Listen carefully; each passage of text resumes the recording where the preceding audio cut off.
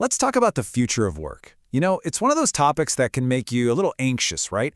Will a robot take my job? Are the skills I have becoming, obsolete?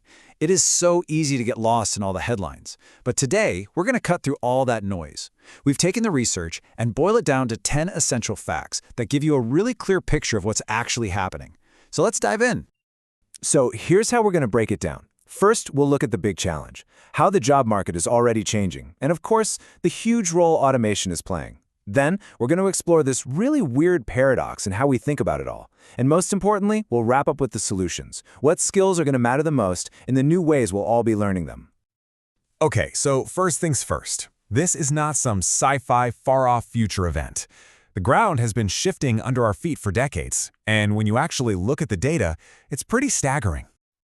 This chart right here tells a story that's 35 years long. Between 1980 and 2015, as things like manufacturing started to change, the economy began demanding a totally different kind of worker. Think about it. The need for analytical skills, it shot up by 83%, and for social skills, 77%. It's so clear. For a long, long time, the biggest rewards have been going to brain power, not manual labor. So, where did all that brain power go? Well, this chart makes it obvious.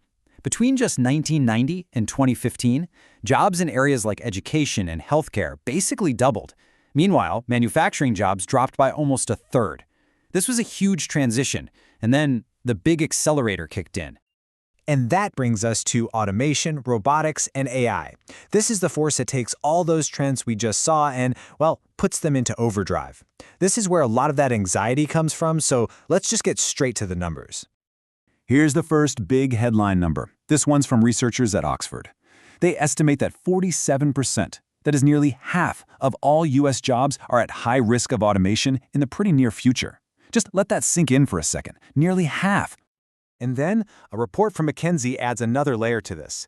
They found that 50% of the actual tasks that people are paid to do right now could be automated with tech that already exists. The key thing here isn't just the number, it's that this isn't science fiction. The tool's already here. And just to make this feel even more real, AI experts have actually put dates on it. They'd predict AI is going to be better than humans at driving a truck by 2027, working in retail by 2031, and I mean, look at this, even highly skilled and creative work, like writing a best-selling book by 2049, or performing surgery by 2053. This isn't just about one industry. This touches every single part of the economy. Okay, so we have these huge, honestly, pretty scary numbers.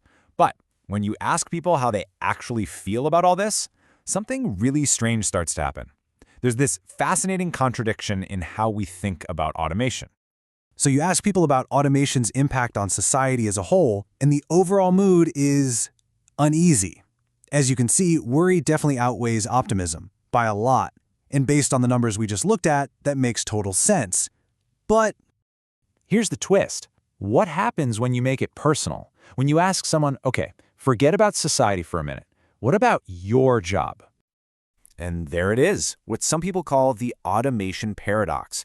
We can all easily see the risk for other people, fast food workers, drivers, you name it. But when it comes to our own jobs, a majority of us believe we're safe. It's that classic, it won't happen to me way of thinking. And what's even weirder, most of us actually say that so far technology has had a positive impact on our careers. It's made our jobs more interesting, it's created new opportunities, so we've got this massive disconnect between our general anxiety about the future and our own personal positive experiences. All right, so this leads us to the big question, right? The most important one. Given everything we've seen, what do we actually do about it?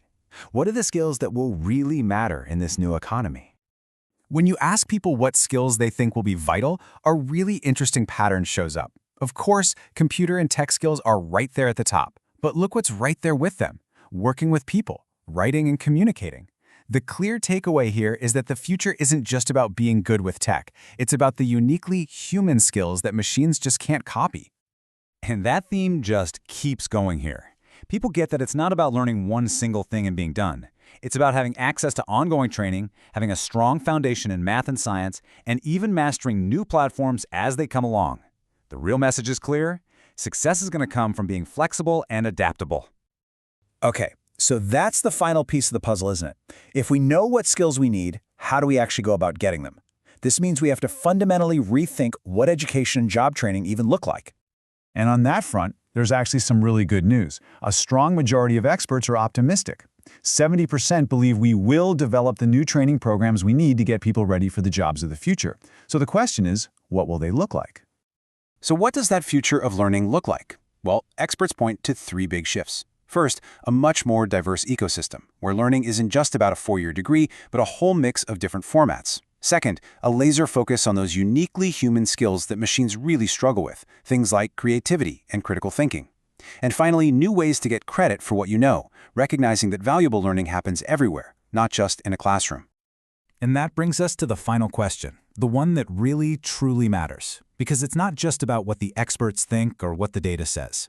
The future of work is really just the sum of all of our individual choices. So this leaves us with a personal challenge. In this changing world, what skill will you learn next?